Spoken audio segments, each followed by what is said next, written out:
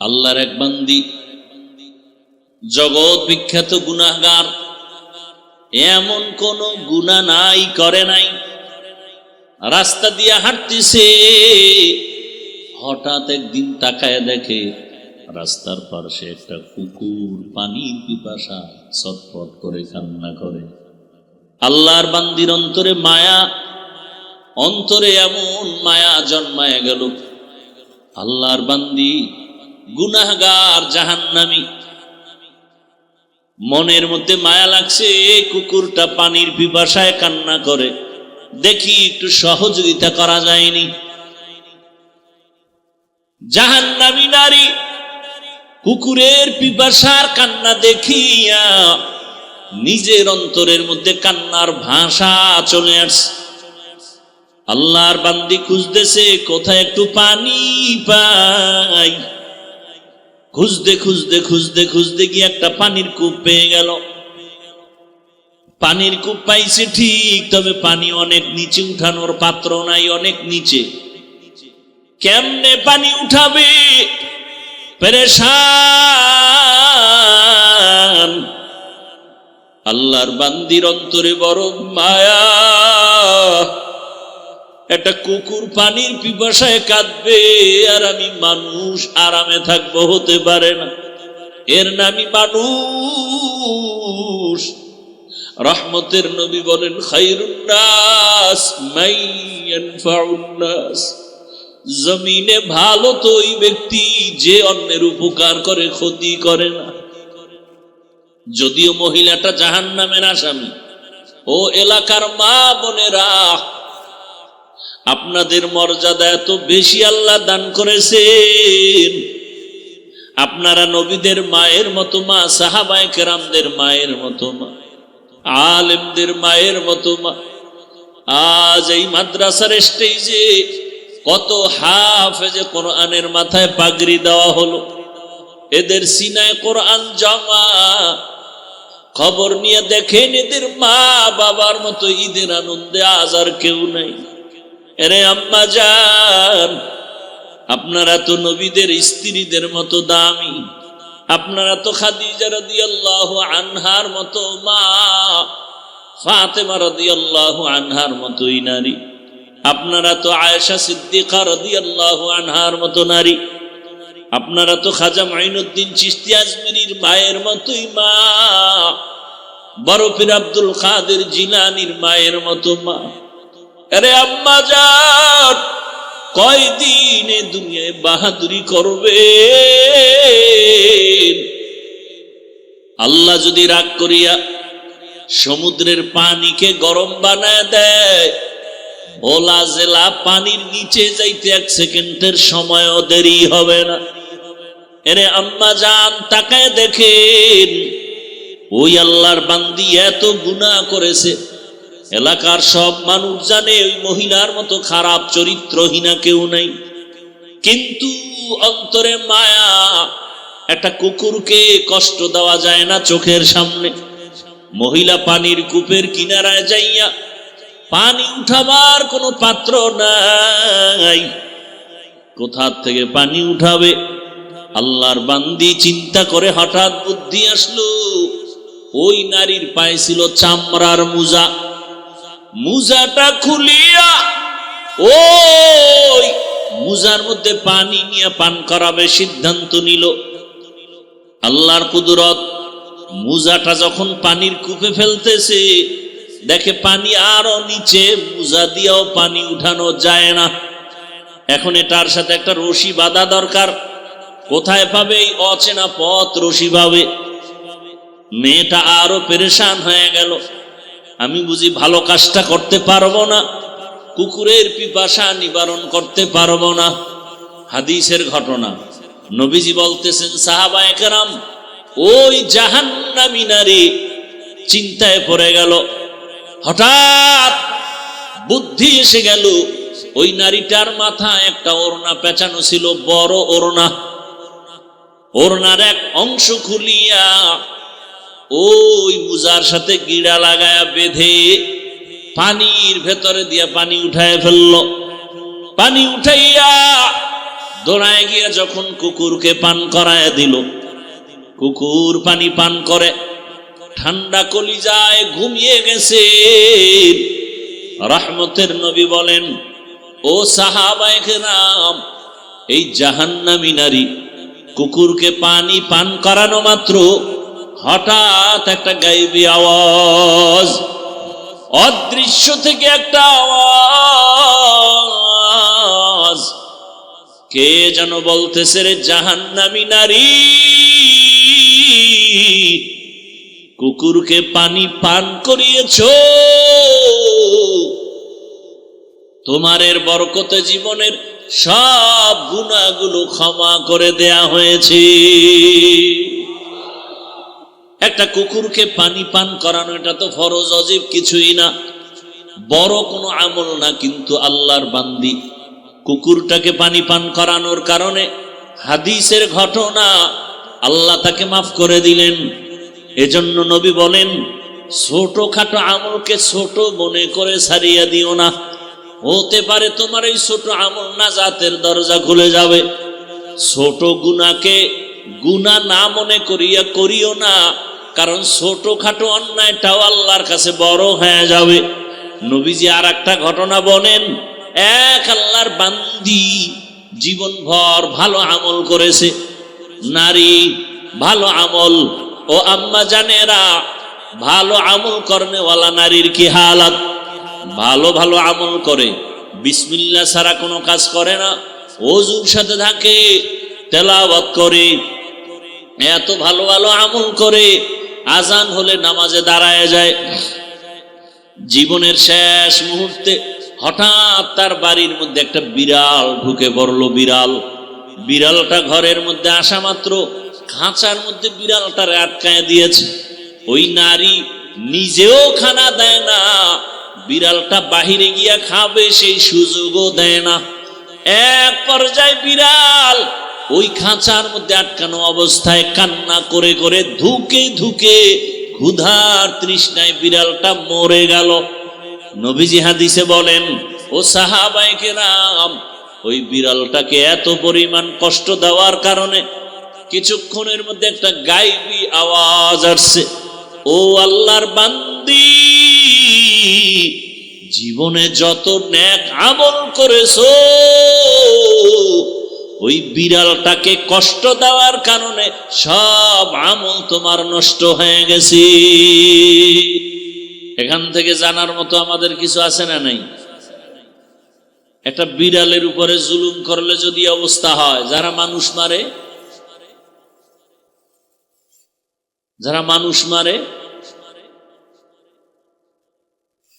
হক না দারাত দোস্তে খালকা জারেরা মিস্তে ই খসলত একে দিনদারেরা। আল্লাহ তাআলা কোরআন দিলেন ঔষধ হিসাবে। আর এক আয়াত পড়েছিলাম, আল্লাহ বলেন, শাহরু রমাদানাল্লাযী উনজিলা ফীহিল কুরআন হুদাল লিন-নাস ওয়া বাইয়িনাতিন মিনাল হুদা ওয়াল ফুরকান। আল্লাহ এখানে বলেন সমস্ত দুনিয়ার মানুষের জন্য কোরআন হেদায়েত। প্রশ্ন হলো, দয়ার মালিক, যদি সারা দুনিয়ার মানুষের জন্য কোরআন হেদায়েত হয়, তো দুনিয়ার মানুষ কেন হেদায়েত পেল না? দুনিয়ার মানুষ তো দূরের কথা, আমাদের আজকের মাহফিলের প্যান্ডেলের মানুষও তো সব হেদায়েত পায় নাই। হেদায়েত যদি পাইতো তো ফজরে কেন মসজিদে নাই, জোহরে কেন মসজিদে নাই? কেন নামাজ পড়ে মিথ্যা বলে, নামাজ পড়ে সুদের টাকায় ব্যবসা করে? এরম লোক এলাকায় নাই? সুদ হালাল না হারাম? ও আল্লাহ, আপনার ওয়াদা, কোরআন দিছেন দুনিয়ার সব মানুষের হেদায়েতের জন্য, দুনিয়ার সব মানুষ কেন হেদায়েত পায় না? আল্লাহর এই কথার জবাবে মুফাসসিরিন কেরাম বলেন, দুনিয়ার মানুষ কেন হেদায়েত পায় না? জবাব হলো, দুনিয়ার সবাই হেদায়েত চায় না। হেদায়েত যে চাইছে সে পেয়ে গেছে। যেমন উদাহরণ, রহমতের নবীর চেহারা মোবারক একবার ভালোবাসার নজরে দেখলেই জাহান্নামের আগুন হারাম। সেই নবীর চেহারা একবার আর দুবার না, 13টা বছর পর্যন্ত দেখলো, বয়ান শুনলো। এরপর নেন এই ক্ষমতায় দুনিয়ার আর কেউ গায়েব জানে? গায়েবের মালিক একমাত্র قُلْ لَا يَعْلَمُ مَنْ فِي السَّمَاوَاتِ وَالْأَرْضِ الْغَيْبَ إِلَّا اللَّهُ। আসমানের বাসিন্দারা কেউ গায়েব জানে না। নবী আপনি বলে দেন জমিনের বাসিন্দারা কেউ গায়েব জানে না, একমাত্র গায়েবের মালিক হলেন আমার আল্লাহ। নবী বলেন আমি বলতে পারি না, তোমার হাতের মুষ্টিতে কি আছে? নবী একটা আওয়াজ দিলেন, এই আবু জাহালের হাতে যা আসো একটু আওয়াজ দাও। সাথে সাথে পাথরগুলো কালেমা পড়া শুরু করলো। আবু জাহাল পাথরগুলো মাটিতে ফালায় কয়, মুহাম্মদ তুমি জাদুকর হয়েছো এটা তো জানি না। কি বুঝলেন? হেদায়েত চাইছে।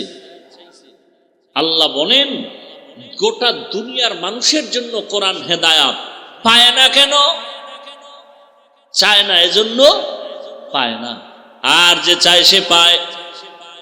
27 বছরের যুবক তরবারি নিয়ে দৌড়ায় আমার নবীকে জবাই করবে। হঠাৎ রহমতের নবীর চেহারা দেখা মাত্র দিলটা নরম হয়ে গেল। তরবারিটা ফালাইয়া চোখের পানি ছেড়ে বলেন, ইয়া রাসূলুল্লাহ বেয়াদবি মাফ করে দেন, আমাকে কালেমা পড়ায়া দেন।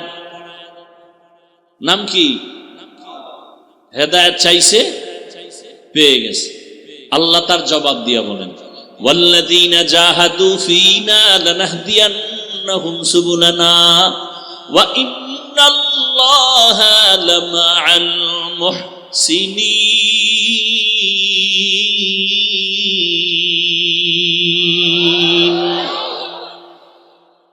যারা চেষ্টা করবে আল্লাহকে পাওয়ার জন্য আল্লাহ তাদেরকে রাস্তা খুলে দিবেন, যাতে করে আল্লাহকে পেয়ে যায়। বহু রাস্তা খুলবেন। ওমরে ফারুক নবীকে জবাই করতে যায়, আল্লাহ তাকে এমন ভাবে কবুল করেছেন, এই ওমরের নাম শুনলে এখনো যেন কেমন দিলের মধ্যে ভয়। ওমর যেই পথে চলে শয়তান ওই পথে চলতে বড় ভয় পায়। আল্লাহ তাকে এমন ভাবে কবুল করেছেন, ঈদের দিন সবাই আনন্দ করে, বাড়ি বাড়ি দৌড়ায়, আর ওমরের মতো বান্দা দরজায় তালা দিয়া কান্না করে। আবু হুরায়রা রাদিয়াল্লাহু আনহু কান্না করে বলেন, খলিফাতুল মুসলিমিন আপনি কেন ঈদের আনন্দ বাদ দিয়া কান্না করেন? ওমর কান্না করে বলে, আবু হুরায়রা আনন্দ তো ওই ব্যক্তি করবে যার কোনো চিন্তা নাই, পেরেশানি নাই। আপনার কিসের পেরেশানি, চিন্তা? ওমর বলে, রমাজান চলে গেল, জাহান্নাম থেকে মুক্তি পেলাম কিনা চিন্তা, রোজা রাখলাম কবুল হলো কিনা চিন্তা, কোরআন তেলাওয়াত করছি কবুল হলো কিনা চিন্তা। জান্নাতের দ্বিতীয় সাহাবী ওমর এতটা পরিমাণ আল্লাহর ভয় অন্তরে নিয়ে এত ভয় করেছে, ঈদের দিন সবাই আনন্দ করে, ওমর আল্লাহর ভয় আনন্দ করে না। এর নাম আল্লাহর ভয়। দুনিয়ার মানুষ কেন হেদায়াত পায় না? জবাব হলো হেদায়াত চায় না। যে চায় আল্লাহ তাকে দিয়ে দেন। তেলাওয়াতকৃত আয়াতে আল্লাহ বলেন, হেদায়াত তারা পাবে যারা মুত্তাকিন। কোরআন তাদেরকেই পথ দেখাবে, কোরআন তারাই পড়তে পারবে, কোরআন তারাই জানতে পারবে, কোরআন তারাই বুঝতে পারবে যারা আল্লাহকে ভয় করে। এখান থেকে অনেক কথা। মুত্তাকি কারা? যারা গুনাহ করে না, গুনাহ থেকে নিজেরে বাঁচাইয়া চলে, এরা তো মুত্তাকি। মুত্তাকিরা তো এমনিই হেদায়েতের উপরে আছে, আবার কিসের হেদায়েত করবে? কোরআন। হুদাল্লিল মুত্তাকিন, মুত্তাকিনরা তো হেদায়েতের উপরে আছে বিদায় মুত্তাকির উপাধি পেয়েছে, এদেরকে আবার কিসের হেদায়েত করবে? কোরআন। অনেক কথার জবাব হলো আল্লাহ পাক রব্বুল আলামিন বলেন, আমি হেদায়াত দিব, তার মানে ইস্তেকামতের মাকাম দান করব। আল ইস্তেকামাতু খায়রুম মিন আলফি কারামা। ইস্তেকামতের মূল্য একজন খাঁটি আল্লাহওয়ালার 1000 কারামত থেকে বড় দামি। নামাজে যারা দাঁড়াইছি আমরা হেদায়েতের উপর আছি না নাই? বলেন না কেন? এরপর আমরা বলি না ইহদিনাস সিরাতাল, আল্লাহ হেদায়েতের পথে আমাকে চালাও। আরে আমি তো হেদায়েতের পথেই আছি, আবার কেন বলি ইহদিনাস সিরাতাল মুস্তাকিম? বারবার বলি কেন? এর মানি হলো আল্লাহ তুমি ইস্তেকামতের মাকাম দান করো। আমি এখন মাওলানা হয়েছি, ইস্তেকামতের মাকাম যদি না পাই তো আমি লাঞ্ছিত হয়ে যেতে পারি, আমি রাস্তা থেকে ছিটকে পড়তে পারি। আমি তাকওয়ার উপরে আছি ঠিক, কিন্তু আমার লাইন ছুটে যেতে পারে। ও আল্লাহ, তুমি হেদায়েতের উপরে ইস্তেকামতের মাকাম দান করো। এখান থেকে আর একটা চিকন কথা, আল্লাহর কোরআন অনেকের ঘরে আছে, পড়তে পারে না। কারণটা কি? ফেসবুকে সারা রাত সময় দিতে পারি, 1 পৃষ্ঠা কোরআন কেন পড়তে পারি না? আলহামদু সূরাটা একবার কেন তেলাওয়াত করতে পারি না? ওরে বান্দা, হাঁটার সময় কেন একবার ইখলাস পড়তে পারি না? ইন্না আতাইনা সূরাটা কেন পড়তে পারি না? আলহামদু সূরা হলো সব রোগের ঔষধ, কেন পড়তে পারি না? ঘন্টাকে ঘন্টা ফেসবুক চালাইতে পারলা, মোবাইল চালাইতে পারলা, গল্প করতে পারলা, নদীর মধ্যে দৌড়াইতে পারলা, চায়ের দোকানে আড্ডা দিতে পারলা, টেলিভিশন দেখতে পারলা, আলহামদু সূরাটা কেন একবার পড়তে পারলা না? ইয়াকিন আর ভক্তি আর বিশ্বাস নিয়ে যদি বিসমিল্লাহ সহকারে 7 বার আলহামদু সূরা পড়িয়া এরপরে তুমি দরুদ আগে পরে দরুদ পরে পানিতে দম করে পান করো, সব রোগের ঔষধ। ফজরের নামাজ 2 রাকাত সুন্নাত পড়িয়া ফরজ নামাজের আগে 41 বার আলহামদু সূরাটা পড়ো, 11 বার দরুদ শরীফ পড়ো। এরপরে তুমি পানির মধ্যে দম দাও, ঘরের সবাই পানি পান করবে, সব রোগের ঔষধ। সূরাটার নামই হলো সূরাতুশ শিফা। এত সুন্দর তেলাওয়াত কেন করতে পারেন না? কোরআন বুঝেন না? কোরআন তো আপনার ঘরে, পারেন না কেন? আল্লাহ কারে সবাই পারবে না, মুত্তাকিরা পারবে। বলে মুত্তাকি কাকে বলে? তাকওয়ার মান আছে আবার কম বেশি, 1 2 3 তাকওয়ার ক্লাস আছে, ক্লাস 1 আম খাস আকাসুল খাস। কোরআন তো তারাই পড়তে পারবে। ওরে যার মধ্যে গুনাহ ছাড়তে পারবে সে কোরআন ধরতে পারবে। যেই পাত্রে মধু আছে, কেরোসিন আছে, ওখানে মধু যাবে না, গুনার পাত্রে কোরআন ঢুকবে না। ওরে কোরআন তো তারাই পড়তে পারবে যারা গুনাহ থেকে বাঁচতে পারবে। আবার একদল তাকওয়া যার যত বেশি, কোরআন সে বুঝবে তত বেশি। একজনে কোরআনের তরজমাও পারে না, শুধু পড়তে পারে। আর একজনকে আল্লাহ পাক আরেকটু তৌফিক দিবেন, তরজমাও পারে। আরেকটু বান্দাকে আল্লাহ আরো তৌফিক দিবেন, সে ব্যাখ্যাও পারবে। ব্যাখ্যার মধ্যে আরো অনেক আল্লাহ পাক গভীরতার ইলম রাখছেন। এটা তাকওয়া যার যত বেশি, কোরআনের গভীর ইলম সে তত বেশি পাবে। তাকওয়ার মানদণ্ডে কোরআন বুঝবে। এজন্যই তো এক এক আল্লাহ ওয়ালার ব্যাখ্যা এক এক রকম, এক একটা কথার থেকে এক একটা ঘেরান আসে। আল্লাহ তাআলা বলেন, এ কোরআনের রুমুজ, এ কোরআনের হিকমত আল্লাহ তাকেই দান করবেন যে তাকওয়ার উপরে চলবে। हर के दारद खौफे हक दर दिल मदम जन्नतुल मावा देहद मकाम। আল্লাহ তাআলার ভয়, তাকওয়ার মানে বেশি বেশি নামাজ পড়া না, বেশি বেশি তেলাওয়াত করার নাম তাকওয়া না, গুনাহ থেকে বেঁচে থাকার নাম তাকওয়া। এখন মুত্তাকি কারা? যারা তাকওয়া অর্জন করে, আল্লাহকে ভয় করে চলে। এখন সবাই তো বলবে আমরা আল্লাহরে ভয় করি। আল্লাহ কয় না, আমি কিছু নিদর্শন দিলাম, এই নিদর্শন যাদের মধ্যে দেখবা আছে প্রমাণ তারা মুত্তাকি। যাদের মধ্যে দেখবে নিদর্শন নাই তাদের মধ্যে তাকওয়া নাই। নিদর্শন 6টা। কয়টা? ইউমিনুনা বিল গায়ব ওয়া ইউকিমুনাস সালাহ ওয়া মিম্মা রাযাকনাহুম ইউনফিকুন ওয়াল্লাযীনা ইউমিনুনা বিমা উনজিলা ইলাইকা ওয়া মা উনজিলা মিন ক্বাবলিক ওয়া বিল আখিরাতি হুম মুকিনুন।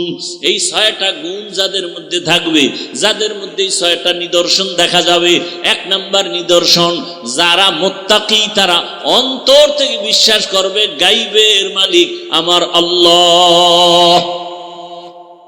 2 নাম্বার গুণ, যারা 5 ওয়াক্ত নামাজ কায়েম করে, ইউকিমুনাস সালাহ, নামাজ কায়েম করবে, ওয়া মিম্মা রাযাকনাহুম ইউনফিকুন, আল্লাহর পথে দান করবে। এরে আল্লাহর বান্দা, এদের মধ্যে প্রমাণ হবে আল্লাহর ভয় আছে। আল্লাহর ভয় যাদের অন্তরে আছে, ওই বান্দা আল্লাহর পথে ব্যয় করতে চিন্তা করবে না, আল্লাহর রাস্তা বন্ধ করে রাখবে না, নামাজ বন্ধ করবে না, তেলাওয়াত বন্ধ করবে না, গুনাহের ভয় অন্তরে নিয়া আল্লাহর মোহাব্বত নিয়ে চলবে।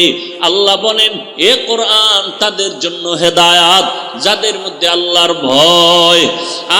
আজ এত বয়ান, এরপরেও কেন আমাদের পরিবর্তন আসে না? একমাত্র আল্লাহর ভয় আমাদের অন্তরের মধ্যে নাই।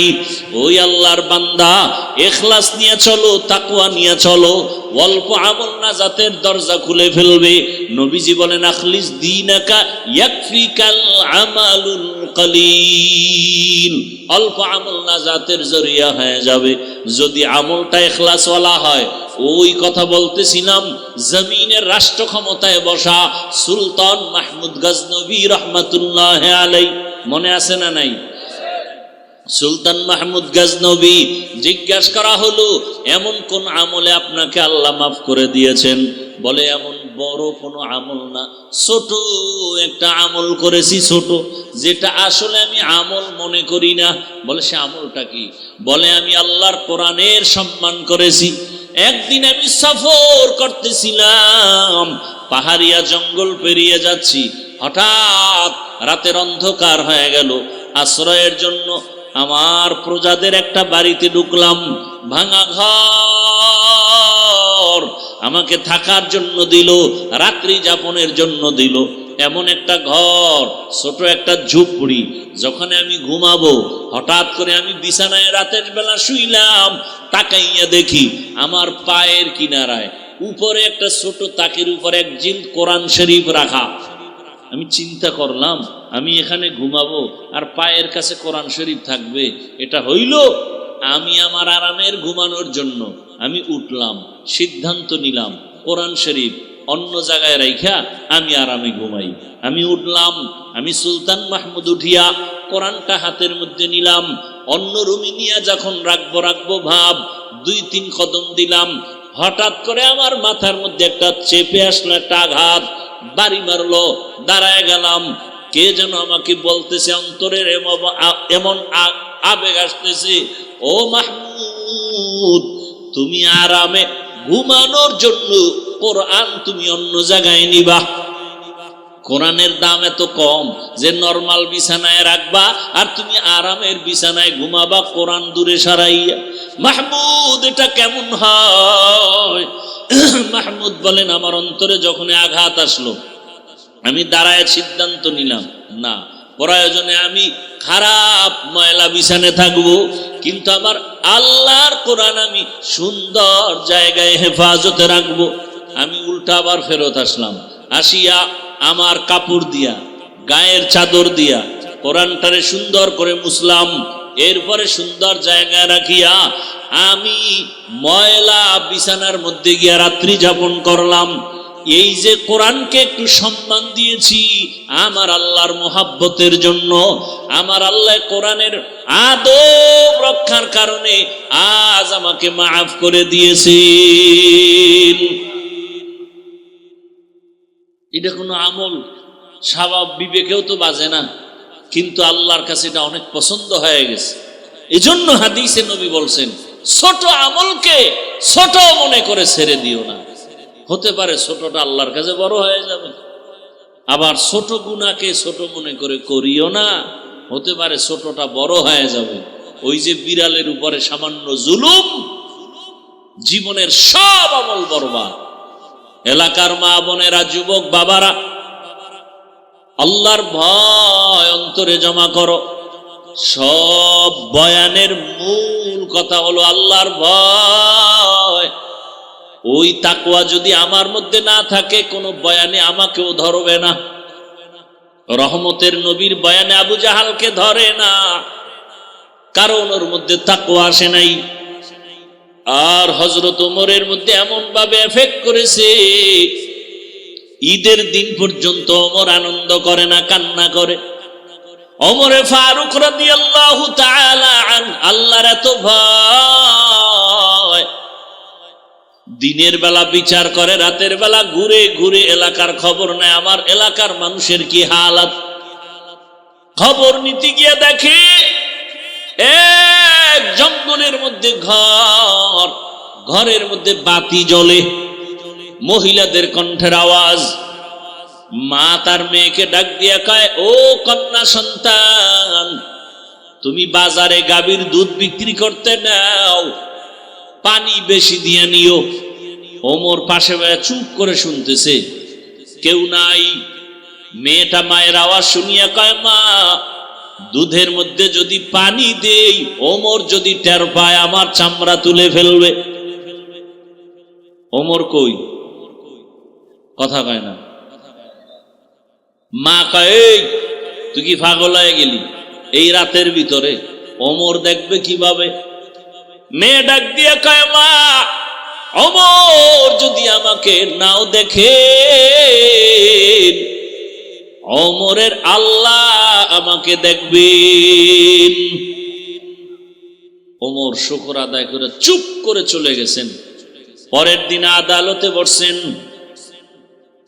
লোক পাঠায় বলে, যাও অমুক এলাকায় গিয়া ওই এক মহিলা বৃদ্ধা তার কন্যা সহ আমার কাছে হাজির করো।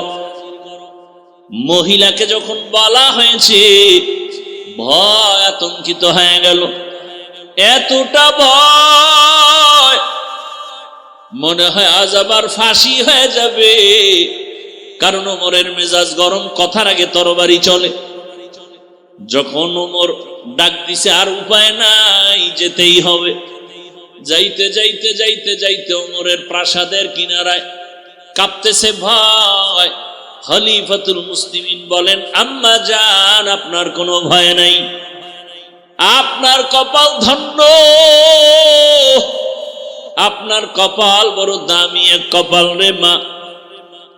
এই যুগের মধ্যে এমন একটা কন্যা আপনি পেয়েছেন যে আপনি রাতের বেলা কন্যাকে বলছেন দুধে পানি বেশি দিবে, কিন্তু ওমরের অজুহাত দিয়া বাঁচতে গেল, আপনি তাও প্রশ্নবিদ্ধ করলেন। শেষ পর্যন্ত যেই মেয়েটা আমার আল্লাহর ভয় অন্তরে জমা নিয়ে আপনাকে জবাব দিছে, আপনি আর কথা বলেন নাই। এরে আম্মা জান, এই যুগে এত আল্লাহ ভীত নারী পাওয়া বড় কঠিন। এরে আম্মা জান, আপনার কপাল বড় ভালো।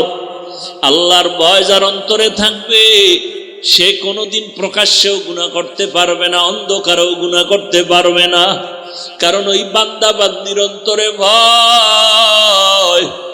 আমি অন্ধকারে দরজা জানালা বন্ধ করেছি, কিন্তু কেউ না দেখলেও আমার আল্লাহ তো দেখতেছেন। দুনিয়ার সবাইকে ফাঁকি দেওয়া সম্ভব, আমার আল্লাহকে ফাঁকি দেওয়া সম্ভব না। ওমর ডাক দিয়া কয়, মা, আপনি যদি মনে কিছু না নেন, এমন একটা ভাগ্যবতী কন্যা পেয়েছেন, আপনি যদি রাজি থাকেন, আমি ওমরের ছেলের জন্য আপনার এই মেয়েটাকে বউ হিসাবে গ্রহণ করতে চাই।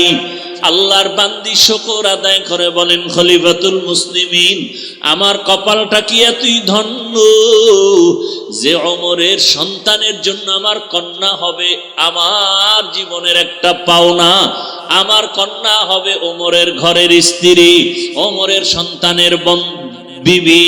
আমার জীবনের বড় একটা চাওয়া, এটা আমার জন্য বড় পাওয়া। ও খলিফাতুল মুসলিমিন, আমি কেন আবার রাজি থাকবো না? আমি আল্লাহর উপরে ভরসা করে রাজি হয়ে গেলাম। ও পর্দার আড়ালের মা বোনেরা, ও বৃদ্ধ বাবাজি, যুবক বাবারা, জীবনটা হেলায় খেলায় কত কাটাইবা? জীবনে তো গুনাহ কম করো নাই। ওরে মনে মনে কত চায় গুনাহ করতে, দাড়ি কাটলে না জানি কত মজা, নামাজ ছাইরা দিলে কি জানি মজা, পার্কে পার্কে ঘুরলে কি জানি মজা।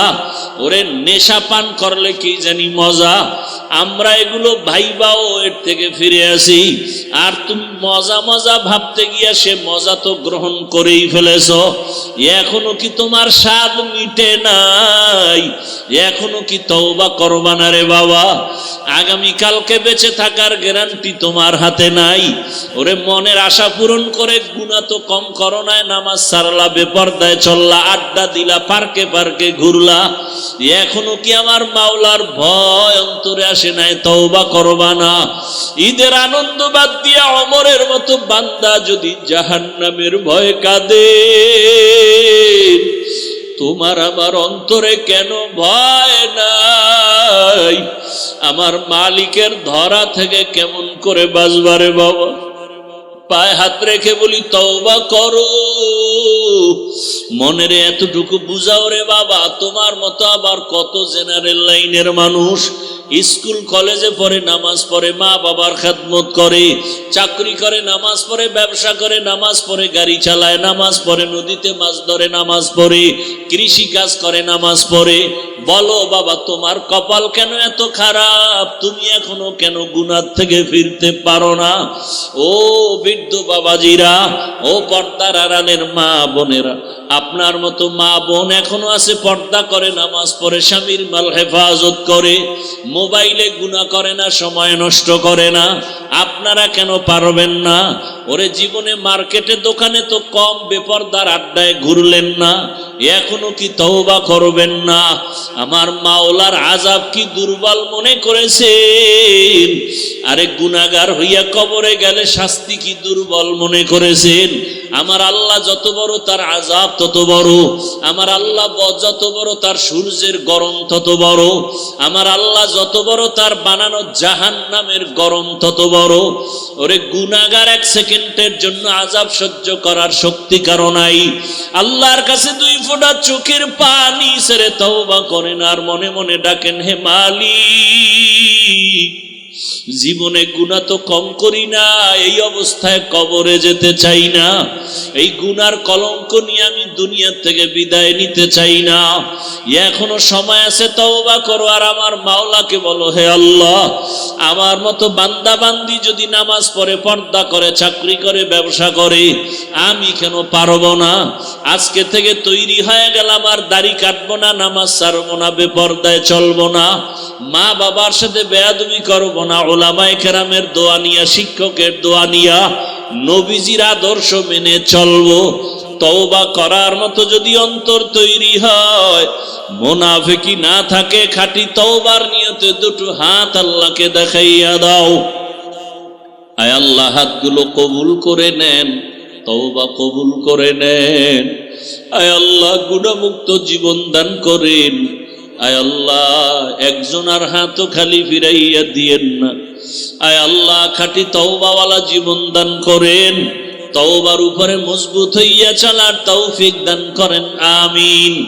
আলহামদুলিল্লাহি রাব্বিল আলামিন, والصلاة والسلام على سيد الأنبياء والمرسلين وأصحابه أجمعين يا أرحم الراحمين يا أرحم الراحمين يا أرحم الراحمين رب ارحمهما كما ربياني صغيرا اللهم إنك عفو كريم تحب العفو فاعف عنا اللهم إنا نعوذ بك من البرص والجنون والجذام وسيء الأسقام اللهم إنا نسألك رضاك والجنة ونعوذ بك من سخطك والنار اللهم إنا نسألك علما نافعا ورزقا واسعا وشفاء من كل داء اللهم ارحمني بترك المعاصي اللهم ارحمني بترك المعاصي اللهم ارحمني بترك المعاصي খোদায়ার মালিক কুদরতের নজর দিয়ে তাকায় দেখে। আয় আল্লাহ, এই মাদ্রাসার ময়দানে কত উলামায়ে কেরাম হাজির, কত মুরব্বী হাজী সাহেব, কত ব্যবসায়ী চাকরিজীবী, পর্দার আড়ালের মা বোনেরা, আমার কলিজার কত যুবক, কত ছাত্র ভাই। আয় আল্লাহ, আমরা গুনার বোঝা নিয়ে আপনার দরওয়াজায় হাজির হয়েছি, তওবার নিয়ত করেছি, আর গুনাহ করব না রে আল্লাহ। আয় আল্লাহ, চোখের গুনাহ, হাতের গুনাহ, জবানের গুনাহ, আজকে তওবা করেছি, আর গুনাহ করব না রে মালিক। মেহেরবানি করে আমাদের জীবনের সব গুনাহগুলো মাফ করে দেন আল্লাহ। আয় আল্লাহ, মাহফিল কবুল করে নেন, আয়োজনকারী, সহযোগিতাকারী, দান সৎকারীদের কবুল করে নেন। আয় আল্লাহ, মাদ্রাসা কবুল করে নেন, আসাতিজা কেরাম, তালিবুল ইলম, মুহিব্বিন, মুতাআল্লিকিনদের কবুল করে নেন, মুখালিফের মুআফিক বানায় দেন আল্লাহ।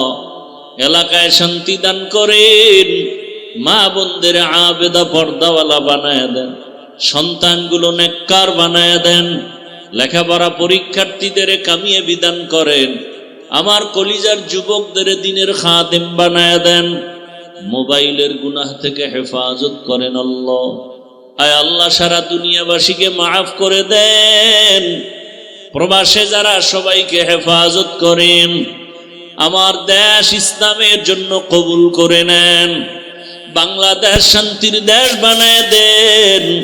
আয় আল্লাহ, উলামায়ে কেরামদের এক বানায় দেন, ঘরে ঘরে সুন্নতের আমল চালু করে দেন। আয় আল্লাহ, কামাই রুজি ব্যবসা যারা করে, চাকরি করে, হালাল ভাবে বরকত বাড়ায় দেন, অভাব দূর করে দেন, ঋণ আদায়ের ব্যবস্থা করে দেন। রব্বুল আলামিন প্রত্যেক সন্তানকে আদর্শবান বানায় দেন, দাম্পত্য জীবন সুখময় করে দেন। আয় আল্লাহ, নবীজির সুন্নাতওয়ালা জিন্দেগি দান করেন, নবীজির রওজা বাইতুল্লাহ জিয়ারতের জন্য কবুল করে নেন। আয় আল্লাহ, বরকতি হালাল রিজিক দান করেন।